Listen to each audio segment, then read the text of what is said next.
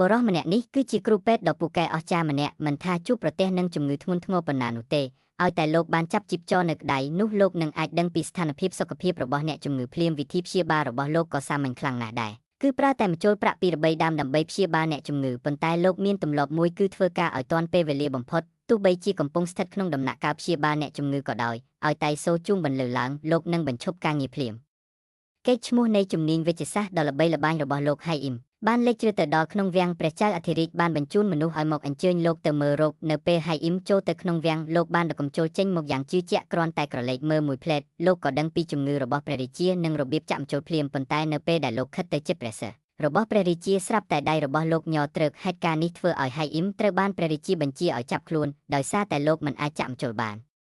ដើម្បីគេចខ្លួនហៃអ៊ីមគ្មានជំរើសអ្វីក្រៅពីការរត់ឲ្យលឿនបំផុតនោះទេប៉ុន្តែទាហានពីក្រោយបានដេញតាមលោកយ៉ាងប្រកិតលោកមិនត្រឹមតែត្រូវព្រួញបាញ់ចំទ្រូងប៉ុណ្ណោះទេប៉ុន្តែថែមទាំងបានធ្លាក់ចូលទៅក្នុងទឹកទៀតផងបន្ទាប់មកហៃអ៊ីមក៏បានដឹងខ្លួនឡើងវិញប៉ុន្តែជារឿងដែលចម្លែកបំផុតមុខរបួសនៅលើទ្រូងរបស់លោកបានជាសះស្បើយដោយមិនដឹងមូលហេតុហើយអ្វីនៅជុំវិញខ្លួនលោកក៏បានផ្លាស់ប្ដូរទាំងស្រុងរហូតដល់លោកមានអារម្មណ៍ដឹងខ្លួនឡើងវិញទើបលោកដឹងថាទីកន្លែងដែលលោកធ្លាប់រស់នៅបានคล้ายទៅជារូបសំណាកថ្មហើយមនុស្សដែលដើរកាត់ទៅមកសុទ្ធតែសមលឹងមើលសម្លៀកបំពាក់របស់លោកដោយភាពចម្លែកភ្នែកតាមពិតទៅហៃអ៊ីមបានធ្វើដំណើរឆ្លងភពហើយត្រូវបានផ្លាស់ទីមកកាន់ទីកន្លែងមួយដោយមិនដឹងខ្លួនហៃអ៊ីមបានត្រឹមតែដើរអនាថាលើដងផ្លូវតែប៉ុណ្ណោះនៅពេលនោះស្រាប់តែមាននារីម្នាក់ស្រែកឡើងព្រោះតែមិត្តប្រុសរបស់នាងស្រាប់តែដួលសន្លប់ហៃអ៊ីមបានឃើញហេតុការណ៍នេះតាំងពីដើមដូច្នេះលោកក៏បានសង្កត់ចិត្តដែលកំពុងតែឃ្លានរួចវាយឺតទៅរកបុរសម្នាក់នោះលោកបានចាប់ជីបចរបុរសនោះបន្ទាប់ពីបញ្ជាក់ថាសួតរបស់បុរសនោះមានបញ្ហាហៃអ៊ីមក៏កំជុលចេញមកដើម្បីត្រៀមព្យាបាលប៉ុន្តែជារឿងនឹកស្មានមិនដល់ស្ត្រីម្នាក់បានចាប់កដៃរបស់ហៃអ៊ីមដើម្បីឃាត់លោកស្ត្រីដែលចាប់ដៃលោកនោះមានឈ្មោះថាយ៉ងខ្ជុងហើយនាងក៏ជាគ្រូពេទ្យម្នាក់ដែរបន្ទាប់ពីច្រើនហៃអ៊ីមចេញនាងក៏បានដកបំពង់ស្ដាប់បេះដូងនិងឧបករណ៍វេជ្ជសាស្ត្រផ្សេងទៀតចេញមកភ្លាមហៃអ៊ីមមិនដែលគិតសោះថាវិធីសាស្ត្របែបនេះអាចប្រើដើម្បីព្យាបាលជំងឺបានហើយក៏នឹកស្មានមិនដល់ដែរថានៅទីនេះមនុស្សស្រីក៏អាចធ្វើជាគ្រូពេទ្យបានដែរនៅពេលដែលយ៉នខ្ជុងរៀបនឹងចាក់ចេញនាងត្រូវបានហៃអ៊ីមខត់ទុកលោកចង់សួរនៅសំណួរទាំងនេះឲ្យច្បាស់ប៉ុន្តែយ៉នខ្ជុងចាត់ទុកលោកមិនខុសពីមនុស្សចម្លែកដែលឆ្លៀតឱកាសនោះទេដោយឆ្លៀតពេលដែលហៃអ៊ីមកំពុងភ្លេចខ្លួននាងក៏ទាត់ជើងលោកមួយទំហឹងបន្ទាប់មកហៃអ៊ីមក៏បានដើរខ្វើកលើដងផ្លូវព្រោះគ្មានកន្លែងត្រូវទៅលោកមិនដឹងអ្វីទាំងអស់អំពីច្បាប់ចរាចរណ៍ដូច្នេះនៅពេលជួបស្ថានភាពដែលឡានក្រុងចិត្តបុកលោកក៏មិនដឹងពីរបៀបកិច្ចដែរហើយលោកស្ទើរតែត្រូវឡានបុកទៅហើយយ៉នខ្ជុងដែលនៅម្ខាងទៀតនៃផ្លូវបានឃើញទស្សនវិជ្ជានេះក៏ស្រាប់តែដួលសន្លប់បាត់ស្មារតីបន្ទាប់ពីហៃអ៊ីមឃើញនាងសន្លប់លោកក៏ប្រញាប់រត់ទៅរកនៅពេលដែលលោកហៀបនឹងចាក់ម្ជុលមនុស្សនៅជុំវិញខ្លួនបានខ្សឹបខ្សៀវដោយការសង្ស័យធ្វើឲ្យហៃអ៊ីមរារែករហូតមិនអាចធ្វើវាបានហើយឡានពេទ្យក៏មកដល់ទាន់ពេលវេលាលោកបានធ្វើពុតជាសាច់ញាតិហើយឡើងឡានពេទ្យទៅមន្ទីរពេទ្យជាមួយយ៉នខ្ជុងនៅទីនោះលោកបានឃើញសម្ភារៈប្រើប្រាស់ជាច្រើននៃពិភពសម័យទំនើបហើយក៏បានធ្វើរឿងឆោតល្ងង់ជាច្រើនផងដែរក្នុងពេលជាមួយគ្នានោះយ៉នខ្ជុងក៏បានដឹងខ្លួនឡើងវិញមូលហេតុដែលនាងចេញទៅក្រៅគឺដោយសារតែអ្នកជំងឺម្នាក់មិនស្ដាប់បង្គាប់ហើយរត់ចុះឡើងឥឡូវនេះអ្នកជំងឺត្រូវបានរកឃើញហើយនាងក៏បានដឹងខ្លួនវិញដែរដូច្នេះនាងក៏ត្រឡប់ទៅធ្វើការជាធម្មតាថ្ងៃបន្ទាប់យ៉នខ្ជុងបានជួបហើយអ៊ីមម្ដងទៀតលោកបានសួរយ៉នខ្ជុងថាលោកគិតថាគ្រូពេទ្យនៅទីនេះមានទ្រព្យសម្បត្តិស្តុកស្ដម្ភណាស់តើលោកអាចមកធ្វើការនៅទីនេះបានទេប៉ុន្តែយ៉នខ្ជុងគិតថាបុរសម្នាក់នេះជាមនុស្សឆ្កួតបន្ទាប់ពីចេញលុយថ្លៃអាហារថ្ងៃត្រង់ឲ្យហៃអ៊ីមរួចមកយ៉នខ្ជុងក៏ចាក់ចេញទៅហៃអ៊ីមមិនបានធំក្លិនបាយយូរមកហើយនៅពេលដែលលោកហៀបនឹងញ៉ាំឲ្យឆ្អែតលោកក៏បានឃើញក្មេងស្រីតូចម្នាក់អង្គុយនៅទល់មុខសម្លឹងមើលលោកដោយកែវភ្នែកស្រងូតស្រងាត់ចម្លែកហៃអ៊ីមគ្មានជំរឿលោកក៏បានចែកអាហារថ្ងៃត្រង់របស់លោកឲ្យទៅនាងដោយចិត្តសប្បុរសប៉ុន្តែលោកមិនបានដឹងទេថាក្មេងស្រីម្នាក់នេះគឺជាអ្នកជំងឺដែលយ៉នខ្ជុងកំពុងតាមរកអ្នកជំងឺម្នាក់នេះមានជំងឺស្ទះសាច់ដុំបេះដូងនៅពេលនោះយ៉នខ្ជុងកំពុងតាមរកនាងគ្រប់ទីកន្លែងហៃអ៊ីមបានឃើញកែវភ្នែកដ៏ស្លន់ស្លោរបស់យ៉នខ្ជុងហើយហៀបនឹងនិយាយអ្វីម្យ៉ាងទៅកាន់នាងប៉ុន្តែនាងបែរជាហៅសន្តិសុខឲ្យមកដេញលោកចេញទៅវិញហេតុដូច្នេះហើយហៃអ៊ីមមិនអាចចូលទៅក្នុងមន្ទីរពេទ្យវិញបានទេសំណាងល្អលោកបានឃើញក្មេងស្រីតូចពីមុននោះម្ដងទៀតប្រហែលជាដោយសារនាងដឹងគុណចំពោះសាច់ដែលលោកបានឲ្យនាងញ៉ាំនាងក៏អនុញ្ញាតឲ្យលោកជួយរុញរទេះរុញរបស់នាងហេតុនេះហើយទើបលោកអាចចូលទៅក្នុងមន្ទីរពេទ្យបានម្ដងទៀតហើយពួកគេទាំងពីរក៏កាន់តែស្និទ្ធស្នាលនឹងគ្ន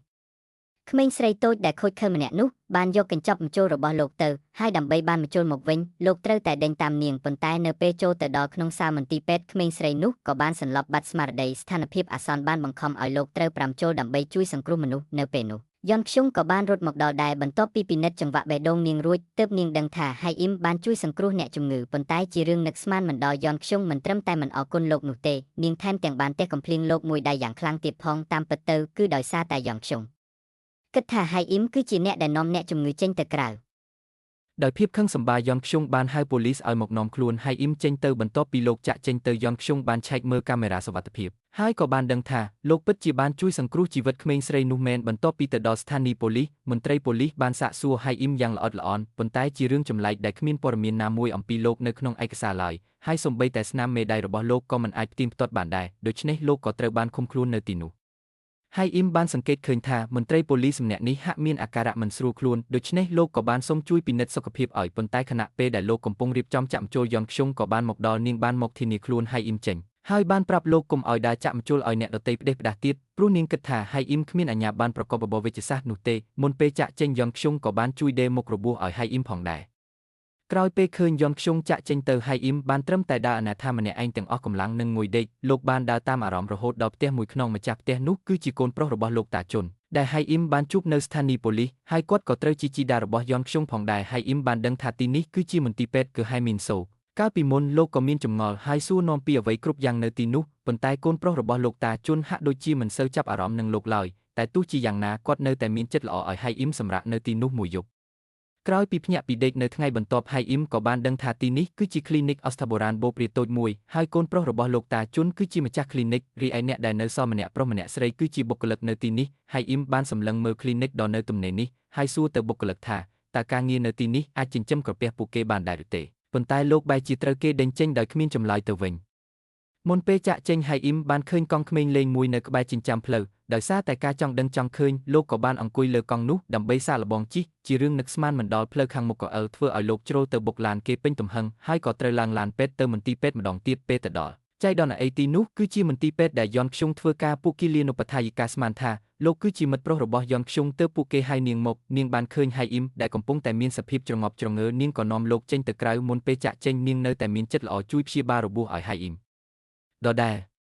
បន្ទាប់ពីយន់ខ្យងចាក់ចេញទៅហៃអ៊ីមបានជួបក្មេងស្រីតូចហារ៉ាដែលហៀបនឹងរត់ចេញពីមន្ទីរពេទ្យម្ដងទៀតខណៈពេលដែលពួកគេទាំងពីរកំពុងជេរគ្នាយន់ខ្យងក៏ដើរមកទាន់ហៃអ៊ីមក៏បានពួនពីក្រោយដើម្បីកុំឲ្យនាងខឹងមុនពេលចាក់ចេញលោកបានប្រាប់ហារ៉ាថានៃក្មេងស្រីតូចតើឯងដឹងទេថាអ្វីដែលពិបាកបំផុតក្នុងការធ្វើជាគ្រូពេទ្យ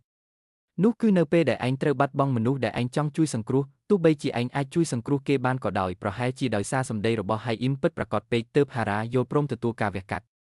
នៅពេលល្ងាចខណៈពេលដែលហៃអ៊ីមកំពុងដើរនៅក្នុងមន្ទីរពេទ្យស្រាប់តែលោកបានឃើញឡានពេទ្យដឹកអ្នកជំងឺមកជាច្រើនគេប្រាប់ថាពួកគេគឺជាក្រុមមនុស្សដែលទើបតែជួបគ្រោះថ្នាក់ចរាចរណ៍ហៃអ៊ីមស្រាប់តែគិតដល់យន់ខ្យងភ្លាមលោកក៏ប្រញាប់រត់ចូលទៅក្នុងមន្ទីរពេទ្យនៅពេលនោះយន់ខ្យងកំពុងតែសន្លប់បាត់ស្មារតីដោយសារតែបានឃើញជនរងគ្រោះម្នាក់ក្នុងគ្រោះថ្នាក់នោះហៃអ៊ីមប្រញាប់ទៅលើកត្រកងយន់ខ្យងប៉ុន្តែអកុសលលោកត្រូវបានដាច់មុតស្រួចចេញពីខ្លួនអ្នកជំងឺម្នាក់បុកត្រូវខណៈពេលដែលសក់មួយសរសៃរវាងស្លាប់និងរស់ហៃអ៊ីមក៏បានសន្លប់បាត់ស្មារតីម្ដងទៀតបន្ទាប់ពីដឹងខ្លួនឡើងវិញលោកនិងយន់ខ្យងកំពុងស្ថិតនៅក្នុងព្រៃមួយមើលទៅហាក់ដូចជាពួកគេបានត្រឡប់ទៅកាន់សម័យកាលជូសនវិញហើយហៃអ៊ីមមិនទាន់ទាំងមានពេលពន្យល់ផងស្រាប់តែមានខ្លាមួយលេចចេញមកក្នុងព្រៃដើម្បីគេចខ្លួនលោកបានចាប់ដៃយន់ខ្យងរត់ចេញរហូតដល់កន្លែងមានសុវត្ថិភាពយន់ខ្យងមានការស្រងៀកចិត្តនិងមិនចង់ជឿសោះថានាងទើបតែបានត្រឡប់មកសម័យជូសនវិញបន្ទាប់ពីមានការជែកវែកញែកគ្នាហៃអ៊ីមបានលួចចូលទៅក្នុងមន្ទីរពេទ្យគឺហៃមីនសូលោកបានបដូរទៅជាសម្លៀកបំពាក់ផ្សេងហើយក៏បានលួចសម្លៀកបំពាក់ស្រីសម្រាប់ឲ្យយន់ខ្យងផងដែរនៅពេលនោះយន់ខ្យងកំពុងតែត្រូវបានគេពិភាក្សាដេញដោលដោយសារតែសម្លៀកបំពាក់ចម្លែករបស់នាងសម្លឹងមើលហ្វូងមនុស្សនិងទីកន្លែងដែលនាងកំពុងស្ថិតនៅហើយចុងក្រោយក៏បញ្ជាក់បានច្បាស់ថានាងពិតជាបានមកដល់សម័យកាលរបស់ហៃអ៊ីមមែន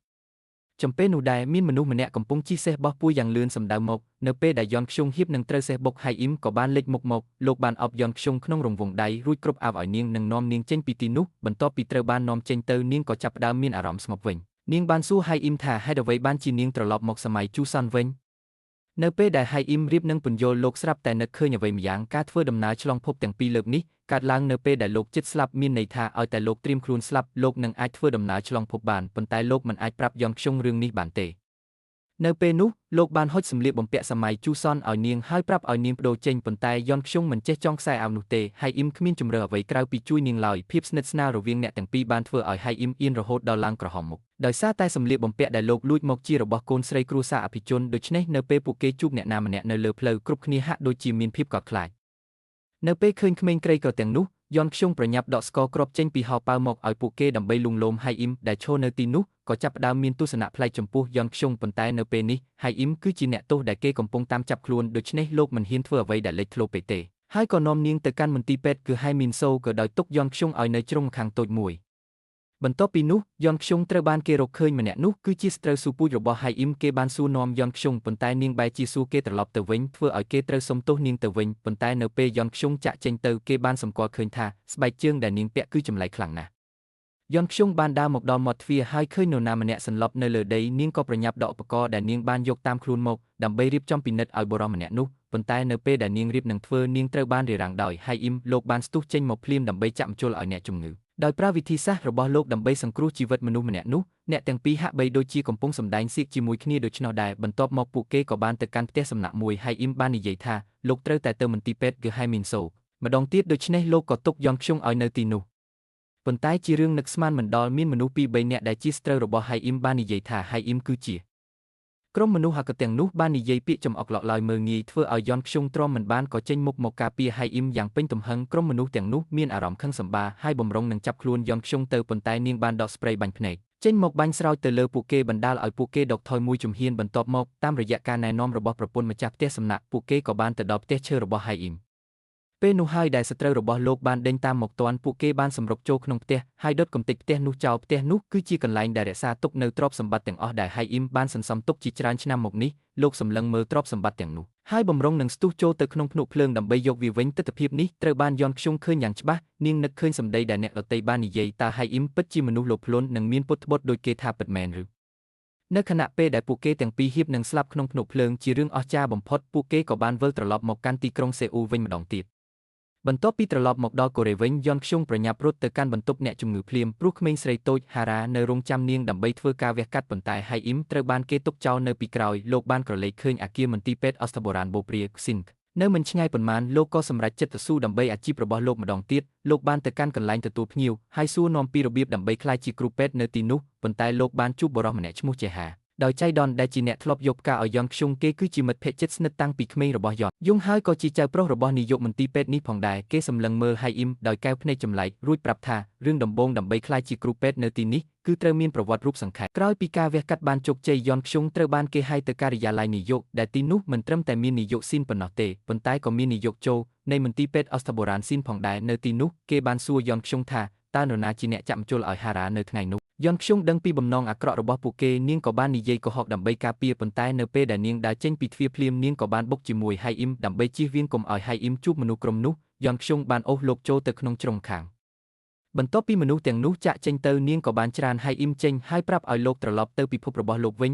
ញដោយនិយាយថាមនុស្សដែលលោកភ្លុនចង់បានតែលុយដូចជាលោកមិនអាចក្លាយជាគ្រូពេទ្យបានឡើយបន្ទាប់ពីនិយាយរួចអ្នកទាំងពីរក៏ដើរចេញទៅផ្លូវរៀងខ្លួននាងមិនរងចាំការបកស្រាយពីហៃអ៊ីមឡើយហៃអ៊ីមគ្មានកន្លែងត្រូវទៅលោកគ្មានជំរឿអ្វីក្រៅពីត្រឡប់ទៅផ្ទះកូនប្រុសលោកតាជុនវិញហើយសូមឲ្យគាត់ជួយចេញថ្លៃឡានឲ្យលោកថែមទាំងនិយាយយ៉ាងពីរោះថាលោកនឹងសង្វិញមិនខានកូនប្រុសលោកតាជុនបានសួររកឈ្មោះរបស់លោកក្នុងចិត្តរបស់គាត់បានដឹងច្បាស់ថា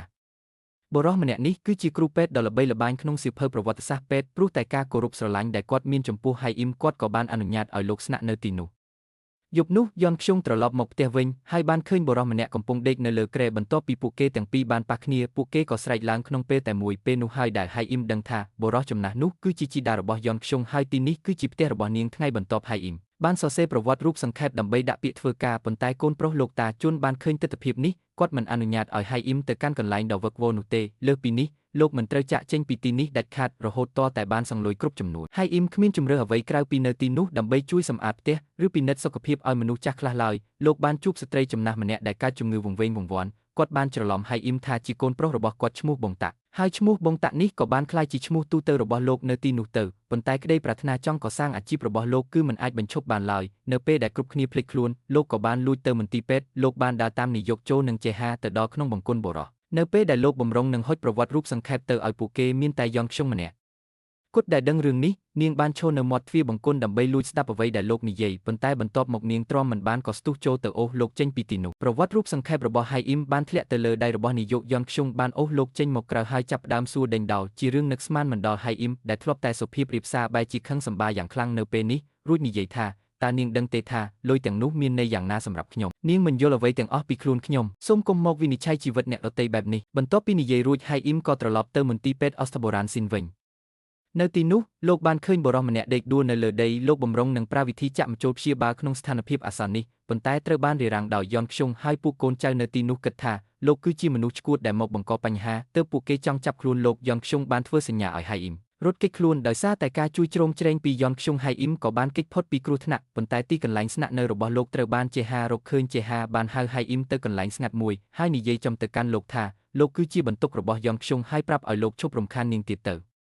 ហៃអ៊ីមបានត្រឡប់មកផ្ទះវិញបន្ទាប់ពីការសន្ទនានោះលោកគ្មានជំរឿអ្វីក្រៅពីសងបំណុលកូនប្រុសលោកតាជន់ដោយការធ្វើការងារផ្ទះឡើយប៉ុន្តែមនុស្សដែលធ្លាប់តែប្រើដៃសម្រាប់ធ្វើកិច្ចការវិជ្ជសាស្ត្រមនុស្សដែលធ្លាប់តែប្រើដៃសម្រាប់កិច្ចការវិជ្ជសាស្ត្រដូចជាហៃអ៊ីមប្រកាសណាស់ថានឹងមិនងាយសាមនឹងជីវិតដ៏គួរឲ្យធុញទ្រាន់បែបនេះឡើយក្នុងពេលដែលលោកកំពុងតែធុញថប់លោកតាជន់បានប្រាប់ឲ្យលោកកាន់កាបូបរួចនាំលោកទៅកាន់កន្លែងមួយពួកគេបានទៅដល់ជ្រុងម្ខាងនៃស្ថានីយ៍ដែលពោពេញទៅដោយជនអនាថាលោកតាជន់បានដកប្រអប់ថ្នាំចេញមកហើយពិនិត្យជំងឺឲ្យពួកគេដោយមិនគិតថ្លៃឃើញហៃអ៊ីមឈរថ្មឹងដោយស្ទាក់ស្ទើរលោកតាក៏ប្រាប់ឲ្យលោកជួយចែកថ្នាំឲ្យពួកគេនៅពេលពួកគេទាំងពីរបញ្ចប់ការងារហើយរៀបនឹងចាក់ចេញស្រាប់តែបុរសអនាថាម្នាក់បានដួលសន្លប់បាត់ស្មារតីពួកគេបានស្ទុះទៅក្បែរបុរសនោះលោកតាជន់បានធ្វើរោគវិនិច្ឆ័យថាអ្នកជំងឺមានអាការៈមិនរំលាយអាហារប៉ុន្តែនៅពេលដែលគាត់រៀបនឹងចាក់បញ្ចូលហៃអ៊ីមបានឃើញយ៉ាងច្បាស់ថាដៃដែលកាន់បញ្ចូលរបស់លោកតាឡៃនឹងនៅដូចមុនទៀតហើយលោកមិនអាចទ្រាំឈរមើលអ្នកជំងឺស្លាប់បែបនេះបានទេលោកក៏បានសុំធ្វើការងារនេះជំនួសគាត់ក្រោមការជួយជ្រោមជ្រែងរបស់លោកបុរសអនាថានោះក៏បានដឹងខ្លួនឡើងវិញក្នុងរយៈពេលដ៏ខ្លីចំពេលមានការអបអរសាទរពីហ្វូងមនុស្សហៃអ៊ីមក៏បានទទួលអារម្មណ៍នៃក្តីសុខដែលបានបាត់បង់ជាយូរមកហើយនោះមកវិញបន្ទាប់ពីត្រឡប់មកដល់ផ្ទះហៃអ៊ីមបានបើកទ្វារឃើញយន់ខ្ជុងអង្គុយនៅមាត់រៀនហាលលោកគិតថាយន់ខ្ជុងប្រហែលជាត្រូវគេដេញចេញពីមន្ទីរពេទ្យដោយសារតែលោកហើយប៉ុន្តែយន់ខ្ជុងប្រាប់លោកថាថ្ងៃនេះនាងមានថ្ងៃសម្រាប់ប្រធានបទរវាងពួកគេចាប់ផ្ដើមបើកចំហកាន់តែខ្លាំងហើយពួកគេកាន់តែជេរគ្នាកាន់តែមានភាពរីករាយភ្លាមនោះចេហាក៏បានដើរចូលមកឃើញអ្នកទាំងពីរជិតដិតគ្នាបែបនេះគេមានអារម្មណ៍ខឹងសម្បារយ៉ាងខ្លាំងប៉ុន្តែសម្ពកក្រៅគេនៅតែធ្វើពុតជាមិនខ្វល់ខ្វាយយប់នោះអ្នកទាំងពីរឃ្លានខ្លាំងពេកក៏បានញ៉ាំអាហារពេលល្ងាចជាមួយគ្នាយន់ខ្ជុងស្រាប់តែនឹកឃើញដល់អ្វីដែលគ្រូពេទ្យចិត្តសាស្ត្រធ្លាប់និយាយនាងក៏សួរហៃអ៊ីមថាតើពួកគេធ្លាប់ជួបគ្នាពីមុនមែនទេហៃអ៊ីមឆ្លើយថាទេយន់ខ្ជុងក៏គិតថានាងប្រហែលជាច្រឡំហើយប៉ុន្តែអ្នកណានឹងស្មានទៅដល់ថានៅសម័យជូសិនឯណោះក្នុងពន្ធនាគារមានបុរសម្នាក់កំពុងកាន់រូបថតកាលពីក្មេងរបស់នាងហើយនិយាយអ្វីម្យ៉ាងថ្ងៃបន្ទាប់ស្ត្រីចំណាស់ដែលច្រឡំកូនបានទៅកាន់គ្លីនិកអស្ថាបុរាណគាត់បានដកថ្នាំគ្រប់ម្យ៉ាងអែនវងភើចេញមកហើយនិយាយថាចង់ចែករំលែកវាជាមួយហៃអ៊ីមជារឿងនឹកស្មានមិនដល់ថ្នាំគ្រាប់នោះបានធ្វើឲ្យហៃអ៊ីមស្រក់ទឹកភ្នែកតាមពិតទៅកាលពីហៃអ៊ីមនៅក្មេងថ្នាំប្រភេទនោះគឺជាវត្ថុប្រណីតបំផុតនៅពេលដែលម្ដាយរបស់លោកហ៊ីបនឹងស្លាប់លោកបានយកថ្នាំនោះមកព្យាបាលគាត់ប៉ុន្តែមនុស្សនៅក្នុងមន្ទីរពេទ្យគិតថាលោកជាអ្នកលួចវាពួកគេមិនត្រឹមតែដកហូតថ្នាំនោះទេថែមទាំងជេរប្រមាថលោកទៀតផងជាលទ្ធផលម្ដាយរបស់លោកបានស្លាប់ដោយសារមិនបានយេបាទាន់ពេលវេលាឃើញអាការៈរបស់ហៃអ៊ីមបែបនេះយន់ខ្ជុងហាក់ដូចជាយល់កាន់តែច្បាស់ថាហេតុអ្វីបានជាលោកស្រឡាញ់លុយខ្លាំងម្ល៉េះបន្ទាប់ពីការពិនិត្យជំងឺពួកគេទាំងពីរក៏បានទៅផ្សារទំនើបជាមួយគ្នាក្រោយពីទិញទំនិញរួចពួកគេគ្រោងនឹងត្រឡប់ទៅផ្ទះវិញប៉ុន្តែមានគ្រោះថ្នាក់ម៉ូតូមួយបានកើតឡើងនៅលើដងផ្លូវយន់ខ្ជុងបានសន្លប់បាត់ស្មារតីដោយសារតែបានឃើញទស្សនវិជ្ជានោះហៃអ៊ីមបាននាំនាងទៅមន្ទីរពេទ្យប៉ុន្តែលោកមិនអាចចូលទៅក្នុងមន្ទីរពេទ្យបានឡើយដោយសាររឿងរ៉ាវកាលពីលើកមុនខណៈពេលដែលលោកកំពុងរងចាំដោយកង្វល់នាយកចូលក៏បានលេចមុខមកក្រោយពេលដឹងខ្លួនឡើងវិញយន់ខ្ជុងលែងឃើញហៃអ៊ីមទៀតហើយលោកបានបាត់ខ្លួនភ្លាមតែម្ដងប៉ុន្មានថ្ងៃក្រោយមកនៅក្នុងសន្និសីទកាសែតរបស់មន្ទីរពេទ្យអស្ថាបុរាណស៊ីនយន់ខ្ជុងបានជួបហៃអ៊ីមម្ដងទៀតលោកបានកោពុកមាត់ស្អាតបាតស្លៀកឈុតអាវធំមើលទៅស្រស់សង្ហាខ្លាំងណាស់លោកបានបង្ហាញខ្លួនក្នុងនាមជាគ្រូពេទ្យរបស់មន្ទីរពេទ្យនៅថ្ងៃដំបូងនៃការធ្វើការអ្នកជំងឺដែលលោកត្រូវព្យាបាលគឺជាមនុស្សដែលមានជំងឺរលាកច្រមុះលោកបានចាក់បញ្ចូលឲ្យអ្នកជំងឺយ៉ាងជឿជាក់និងជួយឲ្យគេមានអារម្មណ៍ធូរស្រាលប៉ុន្តែនៅពេលដែលលោកកំពុងតែពេញចិត្តនឹងលទ្ធផលស្រាប់តែអ្នកជំងឺមានឈាមច្រមុះហូរចេញមកមិនឈប់នេះជាលើកដំបូងដែលហៃអ៊ីមជួបប្រទះស្ថានភាពបែបនេះធ្វើឲ្យលោកមានអារម្មណ៍ស្លន់ស្លោគ្រានោះចេហាបានរត់ចូលមកហើយរកឃើញថាអ្នកជំងឺបានញ៉ាំថ្នាំអាស្ពីរិនពីមុនមកដែលជាហេតុធ្វើឲ្យឈាមច្រមុះហូរមិនឈប់ពេលល្ងាចឈានចូលមកដល់ក្នុងអារម្មណ៍ដែលធ្លាក់ចុះដល់បាតហៃអ៊ីមបានទៅបន្ទប់របស់ហារ៉ាឃើញថាក្មេងស្រីតូចកំពុងតែរឹងប៉ឹងឡើងវិញអារម្មណ៍របស់លោកក៏ធូរស្រាលច្រើនបន្ទាប់ពីចេញពីបន្ទប់លោកបានជួបយន់ខ្ជុងហើយទំនាក់ទំនងរវាងអ្នកទាំងពីរក៏បានប្រែជាទន់ភ្លន់ជាងមុនប៉ុន្តែភ្លាមពេលលោកដើរចេញមកក្រៅលោកបានជួបចេហាដែលមកទទួលយន់ខ្ជុងនៅចំពោះមុខយន់ខ្ជុងចេហាបាននិយាយបញ្ឆិតបញ្ជាងថាហៃអ៊ីមមិនទាន់ល្អគ្រប់គ្រាន់ឡើយគេបានប្រាប់យន់ខ្ជុងឲ្យឡើងឡានរួចនិយាយថាគេចង់ជែកជាមួយហៃអ៊ីមផ្ទាល់ខ្លួនប៉ុន្តែលើកនេះហៃអ៊ីមលែងមានភាពអត់ធ្មត់ទៀតហើយលោកនិយាយចំថាតើឯងកំពុងបារម្ភពីរឿងអ្វីបារម្ភពីអ្នកជំងឺឬក៏បារម្ភពីតំណែងរបស់ឯងប៉ុន្តែចេហាមិនខ្វល់ពីអ្វីដែលហៃអ៊ីមនិយាយឡើយ ជាលទ្ធផលថ្ងៃបន្ទាប់ជាហាបានធ្វើការសងសឹកដោយចេតនាគេមិនបានរៀបចំអ្នកជំងឺណាម្នាក់ឲ្យហៃអ៊ីមឡើយក្រោយពីដឹងថាខ្លួនឯងមិនមានអ្នកជំងឺហៃអ៊ីមក៏បានដើរចេញទៅខាងក្រៅគ្លីនិកលោកបានធ្វើរោគវិនិច្ឆ័យឲ្យអ្នកជំងឺដោយគ្រាន់តែមើលមុខរួចឆ្លៀតឱកាសនេះចែកបានអាជីវកម្មទៅឲ្យមនុស្សជាច្រើនល្បិចនេះពិតជាមានប្រសិទ្ធភាពមនុស្សជាច្រើនបានមកឈរតម្រង់ជួររងចាំឲ្យលោកពិនិត្យរវល់រហូតដល់ថ្ងៃត្រង់យន់ខ្ជុងបានទៅអាហារដ្ឋានដើម្បីញ៉ាំបាយហើយក៏បានជួបហៃអ៊ីមនៅទីនោះដោយចៃដន្យគ្រាន់តែអង្គុយចុះភ្លាមហៃអ៊ីមបានសួរនាងអំពីព័ត៌មានតាក់ទងនឹងថ្នាំអាស្ពីរីនយន់ខ្ជុងក៏បានឆ្លើយសំណួរម្ដងមួយឥឡូវនេះហៃអ៊ីមមានអារម្មណ៍ដូចជាបានរកឃើញចម្បាំងដើម្បីសង្គ្រោះជីវិតឲ្យតែលោកមានបញ្ហាជាមួយវិទ្យាសាស្ត្រសម័យទំនើបលោកនឹងសួរយន់ខ្ជុងជានិច្ចបែបនេះហើយទើបចំណេះដឹងវិទ្យាសាស្ត្រសម័យថ្មីរបស់ហៃអ៊ីមបានរីកចម្រើនយ៉ាងរហ័សហើយឱកាសក៏បានមកដល់លោកដោយធម្មជាតិថ្ងៃមួយមានទីប្រឹក្សាម្នាក់ស្រាប់តែរឹងខ្លួននិងមិនអាចនិយាយបាននាយកមន្ទីរពេទ្យបានអញ្ជើញជេហានិងហៃអ៊ីមឲ្យមកព្យាបាលបន្ទាប់ពីជេហាធ្វើរោគវិនិច្ឆ័យចប់គេចង់ចាក់មជុលឲ្យទីប្រឹក្សានោះប៉ុន្តែគេនឹកស្មានមិនដល់ថាវិធីសាស្ត្រចាក់មជុលរបស់គេគ្មានប្រសិទ្ធភាពទាល់តែសោះហៃអ៊ីមដែលនៅក្បែរនោះបានឃើញកំហុសលោកក៏ចង់សាកល្បងហើយការសាកល្បងរបស់លោកពិតជាបានជួយសង្គ្រោះទីប្រឹក្សានោះមែនបន្ទាប់ពីធ្វើរួចលោកថែមទាំងបានពន្យល់ពីគោលការណ៍តាមបែបវិទ្យាសាស្ត្រសម័យទំនើបដែលធ្វើឲ្យជេហាមានអារម្មណ៍ខ្មាស់អៀនយ៉ាងខ្លាំង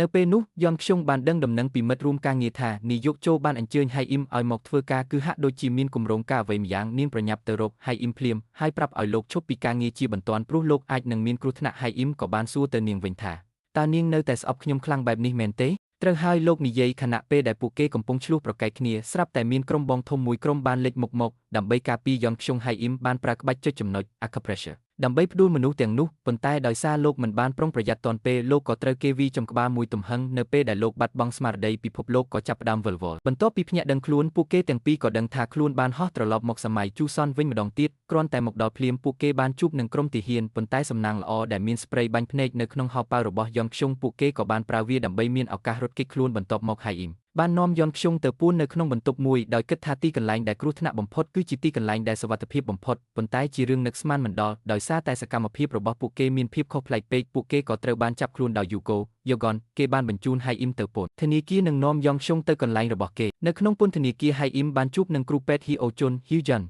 ដែលជាអ្នកបានណែនាំលោកឲ្យទៅជួបព្រះចៅអធិរាជកាលពីឆ្នាំនោះអ្នកទាំងពីរបានសម្លឹងមើលមុខគ្នាហ៊ីអូជុនបានប្រាប់ហៃអ៊ីមថាលោកគឺជាគ្រូពេទ្យបោកប្រាស់ដែលគ្មានសមត្ថភាពហៃអ៊ីមតបវិញថាការដែលលោកកើតមកក្នុងរជ្ជកាលនេះគឺជាកំហុសមួយប៉ុន្តែហ៊ីអូជុនបាននិយាយថាចុះតើអញបានអ្វីខ្លះនៅពេលដែលមកកាន់ពិភពលោកដែលគ្មានការបែងចែកវណ្ណៈនោះសម្ដីទាំងនេះធ្វើឲ្យហៃអ៊ីមដឹងថាហ៊ីអូជុនក៏ដឹងពីអត្ថភាពនៃពិភពលោកទាំងពីរដែរសម្លឹងមើលមុខដ៏ស្រឡាងកាំងរបស់ហៃអ៊ីមគ្រូពេទ្យហើយហ៊ីអូជុនបានប្រាប់លោកថាទស្សនៈពិភពលោកដែលខុសឆ្គងកំពុងនាំលោកទៅកាន់ផ្លូវវិទ្យាសាស្ត្រដ៏ខុសឆ្គងដូច្នេះលោកត្រូវតែដើរលើផ្លូវត្រូវដើម្បីក្លាយជាគ្រូពេទ្យដ៏អស្ចារ្យម្នាក់នៅពេលនោះមន្ត្រីម្នាក់បានមកប្រាប់ថាហ៊ីអូជុនត្រូវបានដោះលែងមុនពេលចាក់ចេញលោកបានបន្ថែមទៅកាន់ហៃអ៊ីមថាប្រសិនបើគ្រូពេទ្យម្នាក់មិនដឹងពីតម្លៃពិតប្រាកដរបស់ខ្លួនឯងទេនោះជារឿងដែលគួរឲ្យស្ដាយណាស់ក្នុងពេលជាមួយគ្នានោះយន់ខ្ជុងអាចរត់គេចខ្លួនបានតាមរយៈការប្រើល្បិចសម្រស់នាងត្រូវទៅជួយសង្គ្រោះហៃអ៊ីមហើយភ្លាមនៅពេលនាងទៅដល់មាត់ទ្វារនាងបានជួបបុរសចំណាស់ម្នាក់គឺគ្រូពេទ្យហ៊ីអូជុននិងឯងហ៊ីអូជុនបានដកកាបូបដែលយន់ខ្ជុងបានភ្លេចកាលពីលើកមុនចេញមកហើយនិយាយថាស្ករគ្រាប់នៅក្នុងនោះផ្អែមខ្លាំងណាស់លោកមិនបានញ៉ាំវីយូហើយយន់ខ្ជុងភ្ញាក់ផ្អើលនឹងចម្លើយរបស់លោកហ៊ីអូជុនហាក់ដឹងថានាងចង់និយាយអ្វីលោកក៏ប្រាប់ថានឹងជួបគ្នានៅថ្ងៃក្រោយលោកបានប្រាប់យន់ខ្ជុងថាហៃអ៊ីមបានរងការឈឺចាប់ជាច្រើនទើបក្លាយជាមនុស្សបែបនេះអគុតដែលអាចផ្លាស់ប្ដូរគេបានហើយគៀបានគិតពីសម្ដីរបស់ហ៊ីអូជុនលោកនឹកឃើញរឿងរ៉ាវពីអតីតកាលដោយសារតែដើមកំណើតទីបទាបលោកមិនសូវមានឱកាសច្រើនឡើយធ្វើឲ្យមានមន្ទិលក្នុងចិត្តនៅពេលនោះលោកត្រូវបានជួយសង្គ្រោះដោយមនុស្សម្នាក់ដែលជាអ្នកដុតផ្ទះរបស់លោកម្នាក់នោះមានប្អូនប្រុសដែលមិនសូវគ្រប់ទឹកម្នាក់ហើយឥឡូវប្អូនគេត្រូវគេវាយជិតស្លាប់គេក៏បានមកសុំឲ្យហៃអ៊ីមជួយលោកក៏នឹកឃើញដល់ទំនួលខុសត្រូវជាគ្រូពេទ្យក៏ចាប់ផ្ដើមពិនិត្យអ្នកជំងឺភ្លាមយន់ខ្ជុងរត់គេចខ្លួនមកក៏បានជួបជំនួយការរបស់ហៃអ៊ីមឈ្មោះម៉ាជីមេយម៉ាជីបានប្រាប់យន់ខ្ជុងថាពីមុនហៃអ៊ីមគឺជាមនុស្សដែលមានចិត្តល្អបំផុតលោកតែងតែទៅពិនិត្យជំងឺឲ្យពួកកម្មករហើយថែមទាំងបដិសេធសំណើរបស់ពួកអភិជនទៀតផងមានម្ដងនោះខណៈពេលហៃអ៊ីមកំពុងពិនិត្យជំងឺឲ្យអ្នកបម្រើស្រីម្នាក់ពួកគេត្រូវបានម្ចាស់ផ្ទះប្រទះឃើញដើម្បីសងសឹកម្ចាស់ផ្ទះនោះបានធ្វើទារុណកម្មហៃអ៊ីមយ៉ាងខ្លាំងរហូតដល់លោកស្ទើរតែស្លាប់ហើយអ្នកបម្រើស្រីដែលលោកជួយសង្គ្រោះក៏ត្រូវម្ចាស់វាយរហូតដល់ស្លាប់ដែរកូនស្រីរបស់អ្នកបម្រើនោះចង់សងសឹកចាស់ដ៏អាក្រក់ប៉ុន្តែត្រូវបានហៃអ៊ីមខាត់ទុកមនុស្សម្នាក់នោះពោពេញដោយមុខរបួសហើយក្មេងស្រីម្នាក់នោះគ្មាននរណាក្រៅពីម៉ាជីឡើយក្នុងពេលដែលហៃអ៊ីមកំពុងព្យាបាលប្អូនប្រុសរបស់បុរសម្នាក់នោះស្រាប់តែម្ចាស់របស់ពួកគេបានស្ទុះចូលមកគេបានចាជាមនុស្សវណ្ណៈទាបនិងស្ដីបន្ទោសដែលហ៊ានប្រើចំណេះដឹងបន្តិចបន្តួចមកធ្វើអួតគេបានអូសប្អូនប្រុសដែលហៃអ៊ីមទើបតែជួយសង្គ្រោះ រួចវាសំពុងយ៉ាងដំណំប្អូនប្រុសនោះបានស្រែកហៅឈ្មោះបងប្រុសខ្លួនយ៉ាងអស់សង្ឃឹមមុនពេលដាច់ខ្យល់ស្លាប់យន់ខ្យងបានឈរនៅខាងក្រៅទ្វាររីឯហៃអ៊ីមដែលកំពុងលុតជង្គង់នៅលើដីបានត្រឹមតែឈរមើលអ្វីគ្រប់យ៉ាងដោយភាពអស់សង្ឃឹមសំឡេងឈើវាយលីលំនឹងសម្រែកយំរបស់ប្អូនប្រុសតូចនោះនៅពេលលោកត្រូវបានដោះលែងលោកបានវាទៅរកបងប្រុសរបស់គេនៅពេលនោះលោកត្រូវអង្គប្រកនិងទទួលស្គាល់ថាខ្លួនជាមនុស្សកំសាកដើម្បីសង្ឃឹមថាពួកអភិជននឹងលើកលែងទោសឲ្យពួកគេសម្លឹងមើលហៃអ៊ីមពេលនេះលោកមិនដូចជាមនុស្សដែលចូលចិត្តនិយាយលេងសើចកាលពីមុនឡើយឃើញភាពបន្ទាន់បែបនេះពួកអភិជនក៏លើកលែងទោសឲ្យពួកគេរួចយកទៅឃុំក្នុងបន្ទប់ទុកអស់យប់នោះយន់ខ្យងបានលួចជួយសង្គ្រោះពួកគេចេញមកបន្ទាប់ពីបញ្ចុះសប្អូនប្រុសដែលស្លាប់រួចហៃអ៊ីមបានចាប់ដៃយន់ខ្យងហើយប្រាប់ឲ្យនាងសម្លាប់លោកចោលទៅបន្ទាប់ពីដឹងខ្លួនឡើងវិញពួកគេក៏បានត្រឡប់មកកូរ៉េវិញមែនប៉ុន្តែក្រោយការធ្វើដំណើរលើកនេះហៃអ៊ីមបានប្រែជាមនុស្សត្រជាក់ស្រជុំបំផុតលោកបានក្រោកឈររួចប្រាប់យន់ខ្យងឲ្យថែរក្សាខ្លួនឯងរួចដើរចេញទៅដោយមិនងាកក្រោយ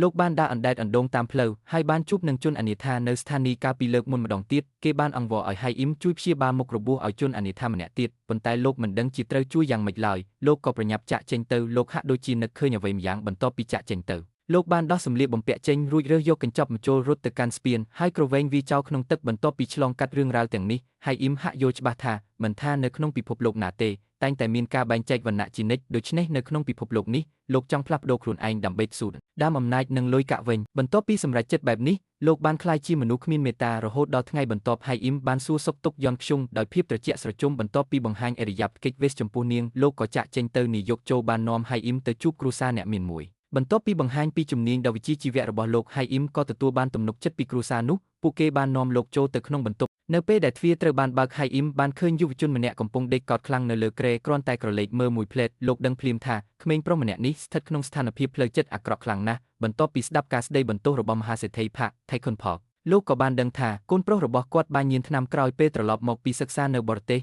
ដែលបណ្ដាលឲ្យគេធ្លាក់ក្នុងស្ថានភាពបែបនេះហៃអ៊ីមចាប់ផ្ដើមព្យាបាលគេដោយការចាក់ម្ជុលហើយជាបន្តបន្ទាប់គេក៏លែងមានអាការៈខ្សោយដូចមុនទៀតមហាសេដ្ឋីផាក់មានភាពពេញចិត្តនឹងលោកខ្លាំងណាស់ប៉ុន្តែនៅពេលដែលលោកបំរុងនឹងចាក់ចេញក្មេងប្រុសនោះបានចាប់ដៃលោកហើយអង្វរសុំឲ្យលោកជួយដោះលែងគេប៉ុន្តែលោកមិនបានព្រមឡើយដោយសារមានអ្នកជំងឺកក់ទុកកាន់តែច្រើនហៃអ៊ីមក៏មានលុយកាក់និងធនធានកាន់តែច្រើនដែរក្រោមការដឹកនាំរបស់នាយកចូលឥឡូវនេះលោកព្យាបាលតែពួកអ្នកមានស្តុកស្ដំប៉ុណ្ណោះប៉ុន្តែទោះបីជាលោកមានអ្វីគ្រប់យ៉ាងក៏ដោយក៏លោកមិនមានក្តីសុខដែរថ្ងៃមួយស្ត្រីចំណាស់ដែលច្រឡំហៃអ៊ីមជាកូនប្រុសបានមកកាន់មន្ទីរពេទ្យគាត់ដារអ៊ូតមថាគាត់ត្រូវតែជួបកូនគាត់ឲ្យបានប៉ុន្តែនៅពេលឃើញគាត់ហៃអ៊ីមបែរជាមានអារម្មណ៍ស្លន់ស្លោលោកប្រាប់គាត់ថាបើគាត់ស្រាប់តែមកតាមរកលោកដោយមិនប្រាប់បែបនេះវានឹងធ្វើឲ្យលោកមានការទាស់ទែងបន្ទាប់ពីនិយាយរួចលោកក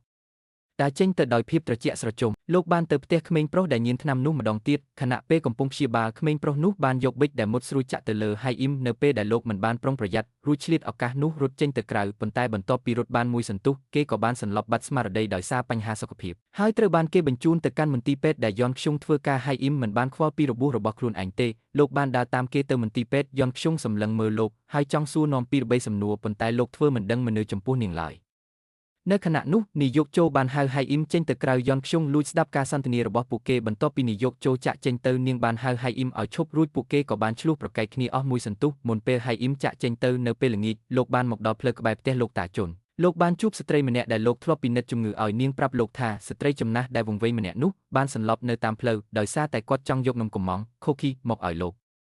គ្រាន់តែបែបនេះហៃអ៊ីមប្រញាប់រត់ទៅកន្លែងដែលស្ត្រីចំណាស់នោះសន្លប់ភ្លាមលោករៀបនឹងព្យាបាលគាត់ប៉ុន្តែលោកស្រាប់តែដឹងខ្លួនថាលោកបានក្រវែងកញ្ចប់ម្ជុលចោលបាត់ទៅហើយហៃអ៊ីមគ្មានឧបករណ៍អ្វីក្នុងដៃឡើយលោកបានត្រឹមតែស្ដាប់ចង្វាក់បេះដូងដែលកាន់តែខ្សោយទៅរបស់គាត់រួចលោកក៏នឹកឃើញដល់ពេលដែលម្ដាយរបស់លោកបានលាចាកលោកនេះទៅលោកបានស្រែកយំយ៉ាងខ្លាំងសំណាងល្អនៅពេលនោះយន់ខ្យងបានលេចមុខមកភ្លាមនាងប្រញាប់ដកថ្នាំចេញមកដើម្បីសង្គ្រោះគាត់ហើយចុងក្រោយស្ត្រីចំណាស់នោះក៏បានបើកភ្នែកឡើងវិញរួចពួកគេក៏បានបញ្ជូនគាត់ទៅមន្ទីរពេទ្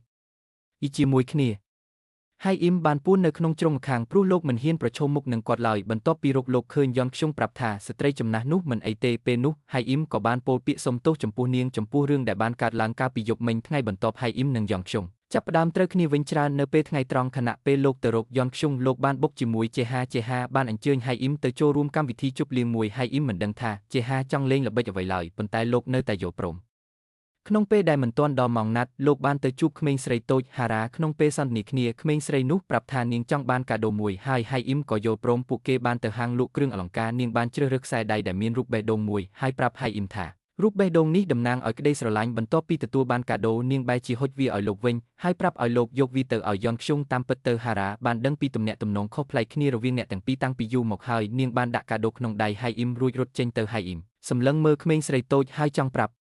នាងថាកុំឲ្យហាត់ប្រាណខ្លាំងពេកប៉ុន្តែលោកនឹកស្មានមិនដល់សោះថានេះគឺជាលើកចុងក្រោយដែលលោកបានឃើញហារ៉ាយប់នោះហៃអ៊ីមបានមកដល់កម្មវិធីជប់លៀងជេហាបានចិត្តណាបង្កើតអត្តសញ្ញាណคล้ายៗឲ្យហៃអ៊ីមដើម្បីធ្វើឲ្យលោកពិបាកក្នុងខ្លួនក្នុងពេលដែលហៃអ៊ីមកំពុងតែតច្រកនាយកមន្ទីរពេទ្យបានដើរចូលមកគាត់បានជួយសម្រួលដល់ហៃអ៊ីមនិងហៅជេហាទៅនិយាយឡែកដោយប្រាប់ថាគេមិនត្រូវបានអនុញ្ញាតឲ្យបង្កបញ្ហាជាមួយហៃអ៊ីមរហូតដល់ខែក្រោយឡើយនៅពេលនោះយន់ខ្ជុងទទួលបានដំណឹងថាមានករណីវះកាត់បន្ទាន់ហារ៉ាបានសន្លប់ម្ដងទៀតដោយសារការហត់នឿយខ្លាំងយន់ខ្ជុងសម្លឹងមើលមុខដ៏ស្លេកស្លាំងរបស់ក្មេងស្រីរួចក៏ចាប់ផ្ដើមធ្វើការវះកាត់ភ្លាមហៃអ៊ីមក៏បានទទួលដំណឹងនេះដែរហើយបានមកឈររងចាំនៅខាងមុខទ្វារប៉ុន្តែលើកនេះយន់ខ្ជុងមិនអាចជួយសង្គ្រោះក្មេងស្រីតូចបានឡើយសម្លឹងមើលបេះដូងដែលលែងលោតយន់ខ្ជុងបានដើរចេញពីបន្ទប់វះកាត់ទាំងអារម្មណ៍តក់ស្លុតបំផុតហៃអ៊ីមក៏មានភាពសោកសៅរកអ្វីប្រៀបមិនបានទឹកភ្នែករបស់លោកបានហូរចុះមកមិនឈប់យន់ខ្ជុងក៏បានយំសម្រែកនៅពេលត្រឡប់ទៅដល់ផ្ទះជីតារបស់នាងមិនដឹងថាត្រូវលួងនាងយ៉ាងណានោះទេយន់ខ្ជុងសោកសៅខ្លាំងពេកក៏ចង់រត់ទៅខាងក្រៅដើម្បីដកដង្ហើមយកខ្យល់អាកាសប៉ុន្តែនាងបានជួបហៃអ៊ីមដែលកំពុងដើរតាមនាងនៅពេលនោះជេហាក៏បានលេចមុខមកដើម្បីនាំយន់ខ្ជុងចេញទៅតាមផ្លូវយន់ខ្ជុងបាននឹកឃើញដល់រឿងកាលពីកុមារភាពឪពុករបស់នាងកំពុងរង់ចាំនាងនៅលើផ្លូវប៉ុន្តែដោយសារល្បឿនលឿនពេករូបតុកតារបស់នាងក៏បានធ្លាក់ឪពុករបស់នាងចង់ចុះទៅរើសរបស់លេងឲ្យកូនស្រីប៉ុន្តែអកុសលគាត់ត្រូវបានឡានដឹកទំនិញបុកពេញទំហឹងគាត់បានដេកស្លាប់ក្នុងធ្លុកឈាមស្រមោលអតីតកាលដ៏ខ្មៅងឹតនេះបានធ្វើឲ្យយន់ខ្ជុងពិបាកដកដង្ហើមយ៉ាងខ្លាំងនាងក៏ប្រញាប់ចុះពីលើឡានយន់ខ្ជុងបានដើរទៅមុខទាំងយន់ខ្ជុងបានយកដៃអបទ្រូងរបស់នាងទាំងពិបាកដកដង្ហើមដោយមិនបានចាប់អារម្មណ៍ថាមានឡានដឹកទំនិញដ៏ធំមួយកំពុងសម្ដៅមកនាងឡើយនៅពេលឃើញយន់ខ្ជុងហៀបនឹងត្រូវឡានបុកហៃអ៊ីមក៏បានស្ទុះទៅអបនាងជាប់ក្នុងរង្វង់ដៃហើយពួកគេក៏បានធ្វើដំណើរឆ្លងភពទៅកាន់សម័យជូសានម្ដងទៀតបន្ទាប់ពីហៃអ៊ីមលួងលោមឲ្យយន់ខ្ជុងមានអារម្មណ៍ធូរស្រាលលោកក៏បានដើរទៅរកទឹកឲ្យនាងផឹកនៅពេលនោះលោកបានរកឃើញថាកញ្ចប់ម្ជុលប្រាក់បានវិលត្រឡប់មកជិតខ្លួនលោកវិញហើយចំណែកឯយន់ខ្ជុងខណៈកំពុងអង្គុយម្នាក់ឯងនាងបានជួបក្មេងពីរនាក់គឺប្រុសម្នាក់ស្រីម្នាក់ពួកគេបានចែករំលែកអាហារឲ្យនាងញ៉ាំនៅពេលឃើញហៃអ៊ីមដើរមកដល់ក្មេងទាំងនោះបាននាំគ្នាទៅពួនក្នុងជ្រុងម្ខាងឃើញកាយវិការដ៏គួរឲ្យស្រឡាញ់របស់ក្មេងទាំងពីរយន់ខ្ជុងក៏បានញឹមចេញមកវិញប៉ុន្តែភាពសុខសាន្តមិនបានស្ថិតនៅយូរឡើយស្រាប់តែមានសម្លេងអ៊ូអរយ៉ាងខ្លាំងកើតឡើងនៅក្នុងភូមិនោះគឺជាពួកតបឈ្លានពានជប៉ុនហៃអ៊ីមបានប្រញាប់ជួយសង្គ្រោះក្មេងទាំងពីរហើយនាំពួកគេចូលទៅក្នុងព្រៃប៉ុន្តែសកម្មភាពរបស់ពួកគេត្រូវបានពួកខ្មាំងសត្រូវរកឃើញពួកទាហានជប៉ុនបានឡោមព័ទ្ធមនុស្សទាំង4នាក់នៅខណៈនោះមេតបជប៉ុនម្នាក់បានបង្ហាញខ្លួនគេគឺជាមនុស្សដែលហៃអ៊ីមនិងយន់ខ្ជុងធ្លាប់បានជួយសង្គ្រោះកាលពីលើកមុនគេបានបញ្ជាឲ្យកូនចៅនាំខ្លួនហៃអ៊ីមចេញទៅនិងនាំយន់ខ្ជុងព្រមទាំងក្មេងទាំងពីរទៅកន្លែងផ្សេងគេបាននាំហៃអ៊ីមចូលទៅក្នុងបន្ទប់មួយរួចបញ្ជាឲ្យលោកព្យាបាលមនុស្សម្នាក់ប្រសិនបើលោកមិនព្រមជួយទេយន់ខ្ជុងនិងក្មេងនឹងត្រូវគេបញ្ជូនទៅកាន់អាណាចក្រខ្មោចដែលស្រេកឃ្លានហៃអ៊ីមគ្មានជំរើសអ្វីក្រៅពីព្យាបាលអ្នកជំងឺដែលដេកនៅទីនោះឡើយបន្ទាប់ពីព្យាបាលរួចរាល់ពួកជប៉ុនក៏បានរក្សាសន្យាដោយដោះលែងពួកគេប៉ុន្តែខណៈពេលដែលពួកគេកំពុងធ្វើដំណើរទៅផ្ទះក្មេងប្រុសម្នាក់ត្រូវបានព្រួញបាញ់ត្រូវហៃអ៊ីមបានលីក្មេងប្រុសនោះដើររកកន្លែងព្យាបាលជានិស្ស័យក៏បានជួបនឹងលោកសង្ឃពីរបីអង្គបានបង្ហាញខ្លួនដោយសារតែហៃអ៊ីមមិនដែលជួបមុខរបួសរាប់កំភ្លើងព្រួញបែបនេះពីមុនមកលោកក៏សម្រេចចិត្តទុកឲ្យយន់ខ្ជុងជាអ្នកធ្វើការវះកាត់យន់ខ្ជុងសម្លឹងមើលមុខរបួសហើយក៏នឹកឃើញដល់ក្មេងស្រីតូចហារ៉ាហៃអ៊ីមបានលើកទឹកចិត្តនាងឲ្យព្យាយាមអស់ពីសមត្ថភាពក្នុងនាមជាគ្រូពេទ្យក្រោមការលើកទឹកចិត្តពីហៃអ៊ីមយន់ខ្ជុងក៏បានធ្វើការវះកាត់ឲ្យក្មេងប្រុសនោះបានជោគជ័យប៉ុន្មានថ្ងៃក្រោយមកនៅពេលដែលរបួសបានជាសះស្បើយពួកគេបាននាំក្មេងទាំងពីរត្រឡប់ទៅភូមិវិញប៉ុន្តែនៅពេលទៅដល់ពួកគេឃើញថាទីនោះត្រូវបានគេកាប់សម្លាប់រង្គាលសាកសពដេកដួលរីប៉ាយពេញដីឃើញទិដ្ឋភាពបែបនេះពួកគេត្រូវតែស្នាក់នៅដើម្បីជួយព្យាបាលមនុស្សគ្រប់គ្នាក្នុងពេលកំពុងជេរគ្នាយន់ខ្ជុងស្រាប់តែនឹកឃើញដល់គ្រោះថ្នាក់ចរាចរណ៍កាលពីឆ្នាំនោះនាងត្រូវបានមនុស្សម្នាក់ជួយសង្គ្រោះហើយមនុស្សម្នាក់នោះគឺជាគ្រូពេទ្យហ៊ីអូជុននាងក៏សម្រេចចិត្តទៅជួបគាត់ដើម្បីបកស្រាយអាថ៌កំបាំងនេះពួកគេបានទៅដល់កន្លែងដែលហ៊ីអូជុនរស់នៅប៉ុន្តែគាត់មិននៅទីនោះទេតែសំណាងល្អដែលបានជួបម៉ាជីសប្បាយចិត្តមិនទាន់បានប៉ុន្មានផងស្រាប់តែមានក្រុមមនុស្សមួយក្រុមមកឡោមព័ទ្ធពួកគេមកដើម្បីចាប់ខ្លួនហៃអ៊ីមដោយសារម៉ាជីមិនពាក់ព័ន្ធហៃអ៊ីមក៏ប្រាប់ឲ្យនាងរត់ចេញទៅមុនប្រឈមមុខនឹងការសើចចំអកពីស៊ីម៉ុងហ៊ុនហៃអ៊ីមមានអារម្មណ៍ខឹងសម្បារយ៉ាងខ្លាំងស៊ីម៉ុងហ៊ុនបានបញ្ជាឲ្យកូនចៅវីដំហៃអ៊ីមនៅខណៈនោះមានមនុស្សម្នាក់បាននាំខ្លួនយន់ខ្ជុងចេញទៅគឺជាណូយេណូដែលឈរមើលពីចម្ងាយជាអ្នកជួយនាងភ្លាមនោះដាវមួយបានចាក់ទម្លុះក្នុងរបស់ហៃអ៊ីមយន់ខ្ជុងត្រូវបានគេខាត់ខ្លួនទុកដូច្នេះនាងគ្មានផ្លូវអាចជួយលោកបានឡើយបន្ទាប់ពីដឹងខ្លួនឡើងវិញហៃអ៊ីមដឹងថាមានតែលោកម្នាក់គត់ដែលបានត្រឡប់មកកូរ៉េវិញដោយគ្មានយន់ខ្ជុងនៅក្បែរឡើយលោកប្រញាប់ក្រោកឡើងដើម្បីរកវិធីត្រឡប់ទៅជូសិនវិញរួចលោកក៏សន្លប់បាត់ស្មារតីម្ដងទៀតអ្នកដំណើរតាមផ្លូវបានបញ្ជូនលោកទៅមន្ទីរពេទ្យក្រោយពេលភ្ញាក់ដឹងខ្លួន រឿងដំបូងដែលហៃអ៊ីមធ្វើគឺចង់សម្លាប់ខ្លួនឯងដើម្បីឆ្លងភពលោកបំរុងនឹងឆក់យកកាំបិតពីដៃគ្រូពេទ្យប៉ុន្តែគ្រូពេទ្យគិតថាលោកឈួតក៏បានចាក់ថ្នាំសណ្ដំឲ្យលោកដេកលក់ទៅនៅពេលនោះជេហាក៏បានប្រញាប់មកមន្ទីរពេទ្យដែលគេសម្លឹងមើលហៃអ៊ីមដែលដេកនៅលើគ្រែប៉ុន្តែមិនឃើញវត្តមានយ៉នខ្ជុងឡើយជេហាបានស្ទុះទៅរកហៃអ៊ីមហើយសួរនាំយ៉ាងខ្លាំងហៃអ៊ីមចង់ត្រឡប់ទៅជូសានវិញទោះបីជាដៃជើងត្រូវគេចងជាប់ក៏ដោយលោកបានអង្វរឲ្យជេហាជួយស្រាយចំណងឲ្យលោកជេហាឃើញថាហៃអ៊ីមមិនបាននិយាយកុហកក៏ព្រមស្រាយចំណងឲ្យហៃអ៊ីមបានឆ្លៀតឱកាសនោះដកកញ្ចប់បញ្ចូលមកចាក់ចំទ្រូងខ្លួនឯងជាថ្មីម្ដងទៀតហៃអ៊ីមបានធ្វើដំណើរឆ្លងភពទៅកាន់ជូសនប៉ុន្តែនៅពេលទៅដល់លោកលែងឃើញយ៉នខ្ជុងនៅទីនោះទៀតហើយលោកឃើញតែស្នាមឈាមនៅលើដីប៉ុណ្ណោះចំណែកឯយ៉នខ្ជុងនាងបានដឹងខ្លួនឡើងវិញហើយអ្នកដែលជួយសង្គ្រោះនាងគឺគ្រូពេទ្យហ៊ីអូ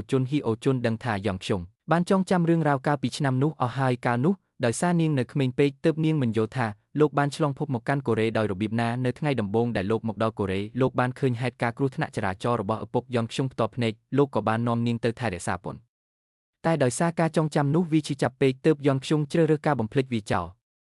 មួយសន្ទុះក្រោយមកហៃអ៊ីមត្រូវបានហ៊ីអូជុនបញ្ជូនឲ្យមកជួបយ៉នខ្ជុងពួកគេបានអបគ្នាយ៉ាងណែនបន្ទាប់ពីឆ្លងកាត់រឿងរ៉ាវជាច្រើនជាមួយគ្នាមិនយូរប៉ុន្មានពួកគេក៏បានលាគ្រូពេទ្យហ៊ីអូជុនដើម្បីត្រឡប់មកកូរ៉េវិញនៅពេលមកដល់កូរ៉េហៃអ៊ីមបាននាំយ៉នខ្ជុងទៅមន្ទីរពេទ្យភ្លាមលោកតែងតែនៅក្បែរនាងជានិច្ចសូម្បីតែពេលគ្រូពេទ្យកំពុងដេររបួសឲ្យនាងលោកក៏បារម្ភថាគ្រូពេទ្យធ្វើធ្ងន់ដៃឬដេរមិនស្អាតហាក់បីដូចជាអ្នកដែលកំពុងរងរបួសគឺជាខ្លួនលោកផ្ទាល់អញ្ចឹង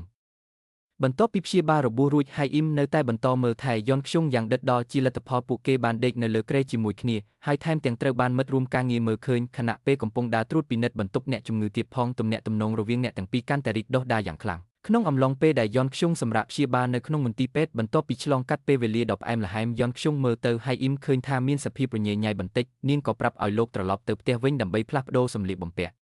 ឆ្លៀតឱកាសនោះហៃអ៊ីមក៏បានទៅជួបនាយកជោហាក់ដូចជាដឹងរឿងរ៉ាវអំពីគ្រូពេទ្យហ៊ីអូជុនដែរប៉ុន្តែមិនថាហៃអ៊ីមសួរអ្វីក៏ដោយគាត់តែងតែបដិសេធមិនព្រមឆ្លើយត្រង់ឡើយនៅពេលល្ងាចហៃអ៊ីមបានទៅមន្ទីរពេទ្យដើម្បីមើលថែយ៉នខ្ជុងក្នុងពេលកំពុងជេរគ្នាលោកបានណែនាំពីចំណុចចាក់មជុលវិទ្យាសាស្ត្រនៅលើរាងកាយនៅពេលលោកណែនាំដល់ចំណុចនៅលើផ្ទៃមុខវាហាក់ដូចជាអ្នកទាំងពីរកំពុងរំពឹងទុកអ្វីម្យ៉ាងជាការពិតណាស់ហៃអ៊ីមបានថើបយ៉នខ្ជុងនៅត្រង់បូមាត់ហើយយ៉នខ្ជុងក៏មិនបានបដិសេធដែរពួកគេបានប្រើវិធីនេះដើម្បីបង្ហាញពីអារម្មណ៍ពិតចំពោះគ្នាទៅវិញទៅមកយ៉នខ្ជុងនិងហៃអ៊ីមបានត្រឡប់មកធ្វើការវិញនៅថ្ងៃបន្ទាប់នាយកជោបាននាំហៃអ៊ីមទៅផ្ទះមហាសេដ្ឋីម្នាក់ទៀតប៉ុន្តែហៃអ៊ីមបានចេតនាបង្កបញ្ហាក្នុងអំឡុងពេលធ្វើរោគវិនិច្ឆ័យដោយនិយាយមិនស្របតាមការបកស្រាយរបស់នាយកជោឡើយលោកធ្វើបែបនេះដើម្បីឲ្យមនុស្សទាំងនោះខឹងហើយអាចគេចចេញពីការគ្រប់គ្រងរបស់នាយកជោហៃអ៊ីមបានសម្រេចចិត្តចាក់ចេញពីមន្ទីរពេទ្យអូស្តាបូរ៉ានស៊ីនហើយត្រឡប់ទៅរកលោកតាជុនវិញលោកចង់ក្លាយជាគ្រូពេទ្យពិតប្រាកដម្នាក់នៅទីនោះយ៉នខ្ជុងក៏បានឃើញថាហៃអ៊ីមត្រឡប់មកវិញដែរទោះបីជានាងដឹងថាថ្ងៃណាមួយហៃអ៊ីមនឹងត្រូវត្រឡប់ទៅពិភពលោករបស់លោកវិញក៏ដោយប៉ុន្តែនៅចំពោះមុខអារម្មណ៍មួយនេះនាងនៅតែមានអារម្មណ៍រីករាយក្រៅពីការលងក្នុងអន្លង់ស្នេហ៍ហៃអ៊ីមក៏មានការទទួលខុសត្រូវកាន់តែខ្លាំងចំពោះ clinic តូចមួយនេះលោកមិនត្រឹមតែជួយធ្វើកិច្ចការតូចតាចដោយស្ម័គ្រចិត្តប៉ុណ្ណោះទេប៉ុន្តែថែមទាំងខិតខំពិនិត្យជំងឺឲ្យមនុស្សចាស់ទៀតផងយ៉នខ្ជុងក៏បានកំណត់ចិត្តលើអារម្មណ៍របស់នាងយ៉ាងច្បាស់ដែរទោះបីជាជេហាព្យាយាមបំបែកបំបាក់ក៏ដោយក៏នាងនៅតែជ្រើសរើសស្ដាប់តាមបេះដូងរបស់នាងប៉ុន្តែនៅពេលនាងត្រឡប់មកដល់ផ្ទះយ៉នខ្ជុងបែរជាមិនឃើញហៃអ៊ីមទៅវិញនាងមានភាពស្លន់ស្លោនិងភ័យខ្លាចយ៉ាងខ្លាំងថាហៃអ៊ីមនឹងបាត់ខ្លួនភ្លាមសំណាងល្អនៅពេលដែលនាងរត់ទៅខាងក្រោយផ្ទះនាងក៏ឃើញហៃអ៊ីមកំពុងឲ្យចំណីឆ្កែវាបានបង្ហាញឲ្យឃើញថានាងស្រឡាញ់ហៃអ៊ីមខ្លាំងជាងអ្វីដែលនាងបានស្រមៃទៅទៀតនៅពេលនោះហៃអ៊ីមក៏បានងាកមកវិញប្រហែលជាដោយសារឃើញនាងលោកក៏មានអារម្មណ៍រំភើបពេករហូតដល់ជំពប់ជើងដួលនឹងដីនាងបានស្ដីបន្ទោសគូស្នេហ៍របស់នាងភ្លាមថាតើលោកឈួតមែនទេលោកត្រូវតែប្រយ័ត្នប្រដែងជាងនេះ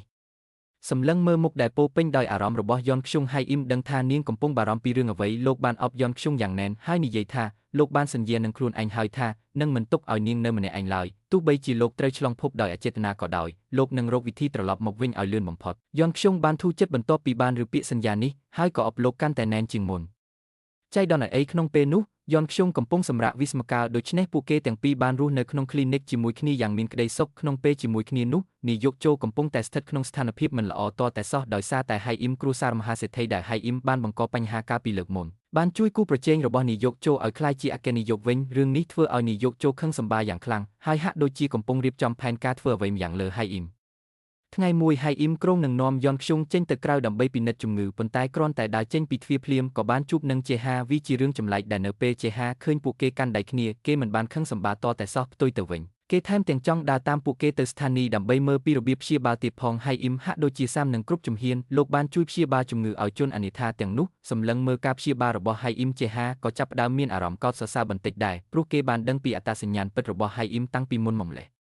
បន្ទាប់ពីពិនិត្យជំងឺឲ្យជនអនិច្ចារួចរាល់ហៃអ៊ីមនិងយ៉ងខ្ជុងក៏បានទៅដើរលេងជាមួយគ្នាប៉ុន្តែក្តីសុខរបស់ពួកគេមិនបានស្ថិតនៅយូរឡើយកាលពីថ្ងៃមុនមានជនអនិច្ចា2នាក់បានមកគ្លីនិកក្នុងសម្លៀកបំពាក់សមរម្យពួកគេប្រាប់ថាមិនស្រួលខ្លួនប៉ុន្តែនៅពេលពិនិត្យទៅហាក់ដូចជាមានអ្វីម្យ៉ាងចម្លែកមួយសន្ទុះក្រោយមកពួកគេក៏ចាក់ចេញទៅប៉ុន្តែនៅពេលដើរដល់មាត់ទ្វារម្នាក់ក្នុងចំណោមពួកគេក៏បានសន្លប់បាត់ស្មារតីនៅពេលនោះឡានពេទ្យនិងប៉ូលីសបានមកដល់កន្លែងកើតហេតុជនអនិច្ចាម្នាក់ទៀតបានចង្អុលមុខកូនប្រុសលោកតាជុនហើយចោទប្រកាន់ថាដោយសារតែការចាក់បញ្ចូលរបស់គាត់ទើបធ្វើឲ្យអ្នកជំងឺសន្លប់ដូច្នេះប៉ូលីសក៏បាននាំខ្លួនលោកតាជុនទៅកាន់ស្ថានីយ៍ប៉ូលីសបានប្រាប់ហៃអ៊ីមថាលោកតាជុនអាចនឹងត្រូវជាប់ពន្ធនាគារហៃអ៊ីមបានព្យាយាមសុំឲ្យប៉ូលីសជួយប៉ុន្តែគេប្រាប់ថាកាលពី20ឆ្នាំមុនលោកតាជុនធ្លាប់បង្កឲ្យមានគ្រោះថ្នាក់វិទ្យាសាស្ត្រម្ដងរួចមកហើយដូច្នេះវាមិនពិបាកក្នុងការសង្ស័យថាគាត់ជាអ្នកធ្វើរឿងនេះឡើយក្នុងពេលជាមួយគ្នានោះអ្នកដែលធ្វើការវះកាត់ឲ្យជនអនិច្ចានោះគឺយ៉នខ្ជុងនាងមានអារម្មណ៍ថាមានអ្វីម្យ៉ាងមិនប្រក្រតីហើយជាការពិតណាស់ក្រោយការវះកាត់យ៉នខ្ជុងបានរកឃើញថាមានថ្នាំអាស្ពីរីននៅក្នុងកាបូបរបស់អ្នកជំងឺម្នាក់នោះគ្រានោះប៉ូលីសបានមកស៊ើបអង្កេតយ៉នខ្ជុងក៏បានប្រាប់ពីអ្វីដែលនាងបានដឹងហៃអ៊ីមក៏បាននាំប៉ូលីសទៅមន្ទីរពេទ្យដែរប៉ុន្តែជនអនិច្ចាឈ្មោះឆានសុងនៅតែទូចថាគេមិនដឹងអ្វីទាំងអស់ហើយគេគ្រាន់តែជាជនរងគ្រោះប៉ុណ្ណោះប៉ូលីសស្ដាប់បែបនោះក៏គិតថាលោកតាជុនពិតជាបានសម្លាប់អ្នកជំងឺមែនរំពេចនោះហៃអ៊ីមនឹកឃើញដល់ថ្ងៃដែលឆានសុងប្រាប់ថាគេត្រូវតែឲ្យលោកតាជុនចាក់ម្ជុលឲ្យលោកក៏នឹកឃើញដល់សម្ដីដែលនាយកចូលនិយាយមុនពេលលោកចាក់ចេញបន្ទាប់ពីផ្គុំតម្រុយទាំងនេះបញ្ចូលគ្នាហៃអ៊ីមហាក់យល់ដឹងអ្វីម្យ៉ាងលោកក៏ទៅបន្ទប់នាយកចូលបានគំរាមលោកថាប្រសិនបើលោកចាក់ចេញបែបនេះលោកតាជុននឹងត្រូវចំណាយជីវិតដែលនៅសេសសល់ក្នុងពន្ធនាគារហើយលោកក៏មិនអាចរស់នៅក្នុងមន្ទីរពេទ្យដោយសុខសាន្តបានដែរប៉ុន្តែហៃអ៊ីមបានប្រាប់កញ្ជ្រោងចាស់យីនោះថាលោកអាចដោះស្រាយបញ្ហានេះបាននាយកចូលក៏បានបើកឡានទៅស្ថានីយ៍ប៉ូលីសដើម្បីជួបលោកតាជុនពួកគេទាំងពីរបានឆ្លោះប្រកែកគ្នាពីរឿងអ្វីម្យ៉ាងប៉ុន្តែជេហាលួចស្ដាប់ឬការសន្ទនានោះដោយចៃដន្យតើមានរឿងអ្វីកើតឡើងរវាងពួកគេកាលពី20ឆ្នាំមុនដើម្បីបង្ហាញពីភាពស្អាតស្អំរបស់លោកតាជុនហៃអ៊ីមបានបង្ហាញប៉ូលីសដោយផ្ទាល់ថាការចាក់បញ្ចូលនឹងមិនចាក់ទម្លុះបេះដូងឡើយខណៈនោះលោកតាជុនក៏ត្រូវបានដោះលែងព្រោះគាត់ស្ថិតក្រោមការស៊ើបអង្កេតមិនអាចឃុំខ្លួនបានយូរឡើយហៃអ៊ីមបានជូនគាត់ត្រឡប់ទៅផ្ទះវិញសម្លឹងមើលលោកតាជុនហៃអ៊ីមនឹកឃើញដល់សំណើរបស់នាយកចូលកាលពីយប់មិញលោកក៏សម្រេចចិត្តទៅមន្ទីរពេទ្យម្ដងទៀតក្នុងនាមជាតំណាងរបស់គាត់ហៃអ៊ីមបានដើរតាមនាយកទៅកាន់ផ្ទះមួយកាលពីលើកមុនដែលមានមនុស្សម្នាក់មិនអាចព្យាបាលជាទោះបីប្រើវិធីណាក៏ដោយប៉ុន្តែហៃអ៊ីមដឹងថាអ្នកជំងឺម្នាក់នេះមានបញ្ហាផ្លូវចិត្តលោកក៏ចាប់ផ្ដើមព្យាបាលខណៈពេលដែលលោករៀបនឹងចាក់ម្ជុលដៃរបស់លោកស្រាប់តែញ័រដោយមិនដឹងខ្លួនលោកនឹកឃើញដល់អ្វីដែលគ្រូពេទ្យហ៊ីអូជុនធ្លាប់និយាយប្រសិនបើលោកចាក់ម្ជុលដោយមានចេតនាមិនល្អនោះដៃរបស់លោកនឹងញ័រជារឿងនឹកស្មានមិនដល់លោកតាជុនបានមកមន្ទីរពេទ្យដើម្បីសួរសុខទុក្ខឆានសុងហើយថែមទាំងយកអាហារមកឲ្យគេទៀតផងគាត់សង្ឃឹមថាឆានសុងនឹងឆាប់ជាសះស្បើយដើម្បីបានទៅជួបកូនវិញចំណែកឯជេហាក៏បានក្តាប់ជាប់នៅចំណុចខ្សោយរបស់នាយកចូលដែរហ្គេមរបស់នាយកចូលជិតដល់ទីបញ្ចប់ហើយលោកតាជុនបានប្រាប់ហៃអ៊ីមឲ្យជួយសង្គ្រោះខ្លួនឯងកាលពី20ឆ្នាំមុនគ្រូពេទ្យហ៊ីអូជុនធ្លាប់ធ្វើការឲ្យនាយកចូលដូច្នេះគាត់មិនចង់ឲ្យហៃអ៊ីមដើរលើផ្លូវដែរឡើយហៃអ៊ីមក៏បានធ្វើនៅអ្វីដែលគ្រូពេទ្យគួរធ្វើថ្ងៃបន្ទាប់លោកតាជុនបានទៅស្ថានីយ៍ប៉ូលីសហើយឆានសុងក៏បាននិយាយការពិតដោយសារអារម្មណ៍ខុសឆ្គងរបស់គេធ្វើឲ្យលោកតាជុនត្រូវបានដោះលែងជាស្ថាពរបន្ទាប់ពីឆ្លងកាត់រឿងនេះហៃអ៊ីមដឹងកាន់តែច្បាស់ពីទំនួលខុសត្រូវរបស់គ្រូពេទ្យពិតប្រាកដលោកនឹកឃើញកាលពីឆ្នាំនោះនៅវ៉ាងហាន់យ៉ាងដែលលោកមិនអាចជួយសង្គ្រោះក្មេងស្រីតូចម្នាក់បានលោកមានអារម្មណ៍សោកស្ដាយណាស់ប៉ុន្តែយ៉នខ្ជុងបានប្រាប់លោកថាក្មេងស្រីម្នាក់នោះនៅមានជីវិតនៅឡើយដែលធ្វើឲ្យលោកសប្បាយចិត្តជាខ្លាំងដើម្បីបំពេញសន្យាចាស់លោកក៏សម្រេចចិត្តត្រឡប់ទៅជូសានម្ដងទៀតហៃអ៊ីមបានត្រឡប់មកជូសានវិញប៉ុន្តែជារឿងចម្លែកដែលទីនោះស្ងាត់ជ្រងំលោកស្រាប់តែនឹកឃើញថាទីហ៊ានជប៉ុនធ្លាប់ប្រាប់ថានឹងបញ្ជូនទ័ពចូលវាំងហាន់យ៉ាងឆាប់នេះមើលទៅទីនេះត្រូវបានកាន់កាប់ដោយពួកចោរសមុទ្រជប៉ុនបាត់ទៅហើយចំណែកឯនៅកូរ៉េវិញលោកតាជុនស្រាប់តែដួលសន្លប់យ៉នខ្ជុងក៏បានដឹងថាជំងឺរបស់គាត់គឺធ្ងន់ធ្ងរខ្លាំងណាស់នាងត្រូវឲ្យឡានពេទ្យបញ្ជូនជីតាទៅមន្ទីរពេទ្យដើម្បីត្រៀមធ្វើការវះកាត់ហៃអ៊ីមបានជំនះខ្មាំងសត្រូវទៅដល់កន្លែងរបស់គ្រូពេទ្យហ៊ីអូជុនលោកបានឃើញកាបូបរបស់យ៉នខ្ជុងនៅក្នុងផ្ទះដែលក្នុងនោះមានសម្បត្តិមួយច្បាប់សរសេរផ្ញើមកលោកបានដើរតាមការណែនាំក្នុងសម្បត្តិទៅកាន់ផ្ទះតូចមួយទីនោះម៉ាជីនិងហ៊ីអូជុននៅមានជីវិតនៅឡើយហ៊ីអូជុនដឹងច្បាស់ថាហៃអ៊ីមចង់ធ្វើអ្វីលោកបានទៅរកក្មេងស្រីតូចនោះហើយព្យាបាលមុខរបួសឲ្យនាងនៅពេលចាប់ជីបចរលោកដឹងថាក្មេងម្នាក់នេះហាក់ដូចជាមានជំងឺបេះដូងខណៈពេលកំពុងពិភាក្សាជាមួយគ្រូពេទ្យហ៊ីអូជុនពីវិធីព្យាបាលស្រាប់តែមានក្រុមចៅសមុទ្រជប៉ុនមួយរំបានលេចមុខមកនៅក្រៅទីធ្លាផ្ទះចំណែកឯនៅកូរ៉េខាងត្បូងវិញលោកតាជុនបានបដិសេធមិនព្រមធ្វើការវះកាត់ឡើយលោកតាជុនគិតថាកូនប្រុសនិងកូនប្រសាររបស់គាត់បានស្លាប់មុនគាត់ទៅហើយដូច្នេះគាត់មានអារម្មណ៍ថាគ្មានមុខមាត់នឹងរស់នៅបន្តដើម្បីធ្វើការវះកាត់ឡើយក្នុងពេលជាមួយគ្នានោះហៃអ៊ីមក៏ត្រូវបានពួកសត្រូវជប៉ុនឡោមព័ទ្ធជិតអស់ទៅហើយពួក ពួកគេបំរុងនឹងសម្លាប់មនុស្សគ្រប់គ្នានៅក្នុងផ្ទះខណៈពេលដែលស្ថិតក្នុងស្ថានភាពគ្រោះថ្នាក់បំផុតស្រាប់តែមានក្រុមអ្នកភូមិមួយក្រុមបានរត់ចេញមករ៉ារាំងពួកស្ត្រូវទាំងនោះសម្លឹងទៅក្រោយគឺកូនប្រុសរបស់បុរសអភិជនម្នាក់ដែលធ្លាប់មានវាសនាអាក្រក់នោះឯងគេបានប្រាប់ហើយអ៊ីមថាឥឡូវនេះគេបានក្លាយជាទាហានយុទ្ធធរហើយគេចង់ជួយសង្គ្រោះជីវិតមនុស្សឲ្យបានច្រើនដូចដែលហៃអ៊ីមបានធ្វើដែរហៃអ៊ីមសម្លឹងមើលគេហើយក៏ដឹងខ្លួនថាលោកបានផ្លាស់ប្ដូរជីវិតមនុស្សជាច្រើនដោយមិនដឹងខ្លួនបន្ទាប់ពីជែកគ្នាពីអតីតកាលរួចពួកគេក៏បានលាគ្នាហៃអ៊ីមបានប្រាប់ក្មេងស្រីតូចនោះថាប្រសិនបើនាងចង់ជាសះស្បើយពួកគេត្រូវតែខិតខំជាមួយគ្នាក្មេងស្រីនោះក៏បានមកក្បាលយល់ព្រមយ៉ាងទន់ភ្លន់នៅពេលដែលចំណងក្នុងចិត្តត្រូវបានស្រាយអត្រានៃការព្យាបាលក៏កាន់តែខ្ពស់ចំណែកឯយ៉នខ្ជុងក៏បានបញ្ចុះបញ្ចូលជីតារបស់នាងឲ្យយល់ព្រមវះកាត់បានសម្រេចដែរអ្វីហាក់ដូចជាដំណើរការទៅយ៉ាងល្អរឿងកាលពី20ឆ្នាំមុនដែលនាយកចូលបានសូកប៉ានដើម្បីបន្លំភស្តុតាងនៃគ្រោះថ្នាក់វិទ្យាសាស្ត្រក៏ត្រូវបានលាតត្រដាងពួកមន្ត្រីនិងមហាសេដ្ឋីដែលគាត់ធ្លាប់ជួយគ្មាននរណាម្នាក់ខ្វល់ពីគាត់ឡើយព្រឹកមួយខណៈពេលដែលយ៉នខ្ជុងកំពុងរៀបចំខ្លួនទៅធ្វើការនាងបានឮសំឡេងអ៊ូអរនៅក្នុងផ្ទះបាយនាងងើបក្បាលឡើងក៏ស្រាប់តែឃើញហៃអ៊ីមដែលនាងទន្ទឹងរង់ចាំទាំងយប់ទាំងថ្ងៃលោកពោលពាក្យថាសួស្ដីយ៉នខ្ជុងខ្ញុំប្រាប់ឲ្យនាងចាំតែនាងហាក់ដូចជាអន្ទះសារពេកហើយលោកបានដឹងពីស្ថានភាពរបស់លោកតាជុនទើបលោកត្រឡប់មកសួរសុខទុក្ខបន្ទាប់ពីសួរសុខទុក្ខរួចលោកនិងយ៉នខ្ជុងក្រុងនឹងជែកគ្នាប៉ុន្តែយ៉នខ្ជុងត្រូវបានគេហៅទៅផ្នែកសង្គ្រោះបន្ទាន់ហៃអ៊ីមបានដើរតាមនាងយ៉ាងគៀកក្នុងអំឡុងពេលដ៏មីញឹកនាងបានសម្លឹងមើលភ្នែករបស់ហៃអ៊ីមនាងដឹងថានៅពេលលោកឃើញនាងរវល់លោកក៏ចង់ព្យាបាលអ្នកជំងឺដែរយ៉នខ្ជុងមិនចង់ឲ្យហៃអ៊ីមបាត់បង់សិទ្ធិក្នុងការតាមដានក្តីសុបិនរបស់លោកដោយសារតែនាងឡើយប៉ុន្តែបើលោកត្រឡប់ទៅជូសានវិញពួកគេនឹងមិនបានជួបគ្នាទៀតទេ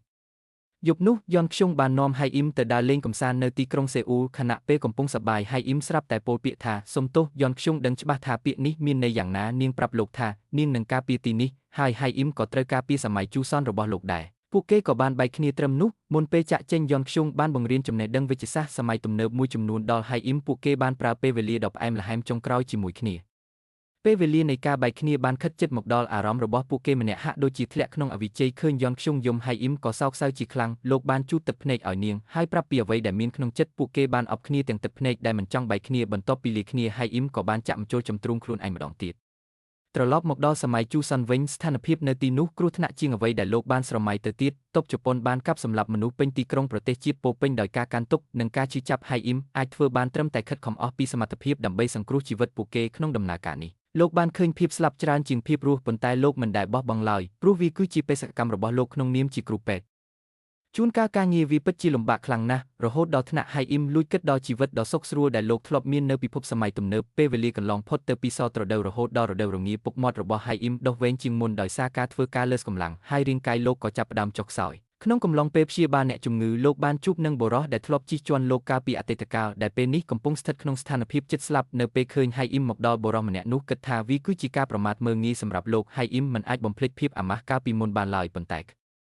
នុងនាមជាគ្រូពេទ្យលោកបានជ្រើសរើសជួយសង្គ្រោះជីវិតគេនៅឯពិភពសម័យទំនើបវិញយ៉នខ្ជុងបានជួបអ្នកជំងឺម្នាក់ដែលមើលទៅដូចជាក្មេងស្រីតូចហារ៉ាដែលបានស្លាប់ទៅនោះបេះបិទក្មេងស្រីម្នាក់នេះក៏ពឹសនិងមិនសូវស្ដាប់បង្គាប់ដូចជាហារ៉ាដែរប៉ុន្តែលើកនេះយ៉នខ្ជុងមានអារម្មណ៍ធូរស្រាលក្នុងចិត្តជាងមុនមន្ទីរពេទ្យក៏បានបង្កើតផ្នែកព្យាបាលពិសេសសម្រាប់កុមារដែលមានជំងឺបេះដូងក្រោមការឧបត្ថម្ភពីម្ដាយរបស់ហារ៉ាគ្រប់គ្នាបានប្រើប្រាស់វិធីរៀងខ្លួនដើម្បីបង្កើតរឿងរ៉ាវល្អចេហាក៏បានចាត់ទុកយ៉នខ្ជុងដូចជាបងស្រីបង្កើតនិងមើលថែនាងយ៉ាងល្អលើសពីនេះចេហាក៏បានក្លាយជាអ្នកទទួលខុសក្នុងការផ្ដល់ជំនួយវិទ្យាសាស្ត្រនៅស្ថានីយ៍រថភ្លើងដោយរក្សាទំនាក់ទំនងល្អជាមួយពួកជនអនាថានិងខិតខំធ្វើការដោយក្តីមេត្តាធម៌ត្រឡប់ទៅរកហៃអ៊ីមវិញលោកបានត្រឡប់ទៅធ្វើការនៅមន្ទីរពេទ្យហេម៉ូមានមនុស្សរាប់មិនអស់មកតម្រង់ជួររងចាំពិនិត្យជំងឺរៀងរាល់ថ្ងៃសូម្បីតែទាហានជប៉ុនដែលធ្លាប់ជួយសង្គ្រោះលោកក៏បាននាំកូនចៅមកទីនោះដែរប្រហែលជាដោយសារគេបានសម្លាប់មនុស្សច្រើនពេកទើបឥឡូវនេះគេបដូរឈ្មោះទៅជាយ៉ងស៊ូវិញថ្ងៃមួយខណៈពេលដែលហៃអ៊ីមកំពុងនឹកដល់យ៉នខ្ជុងគ្រូពេទ្យហ៊ីអូជុនក៏បានមកដល់គាត់ប្រាប់ថាដុំសាច់ក្នុងត្រចៀករបស់ព្រះចៅអធិរាជនៅមិនទាន់ជាសះស្បើយទេដូច្នេះលោកចង់ឲ្យហៃអ៊ីមជាអ្នកចាក់ម្ជុលព្យាបាលហៃអ៊ីមក៏យល់ព្រមមុនពេលចាក់ចេញទៅក្នុងវាំងទិដ្ឋភាពដ៏ដែលមួយបានកើតឡើងគឺមានក្មេងស្រីតូចម្នាក់មកសុំជំនួយប៉ុន្តែលើកនេះលោកមិនបង្អង់យូរឡើយលោកបានព្យាបាលនាងភ្លាមតែម្ដងបន្ទាប់ពីព្យាបាលក្មេងស្រីនោះរួច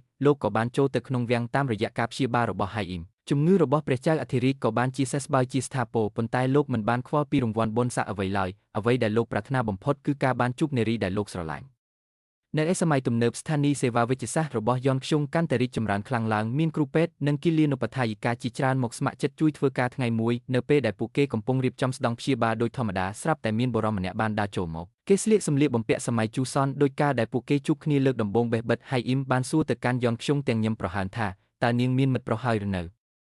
យន់ខ្ជុងមានក្តីរំភើបនិងរីករាយជាខ្លាំងនៅពេលឃើញលោកត្រឡប់មកវិញរឿងនេះត្រូវបានបញ្ចប់ទៅដោយភាពផ្អែមល្ហែមនិងស្នាមញញឹមរបស់អ្នកទាំងពីរសូមអរគុណសម្រាប់ការតាមដានការសង្ខេបនិងការបកប្រែរឿងនេះតាំងពីដើមរហូតដល់ចប់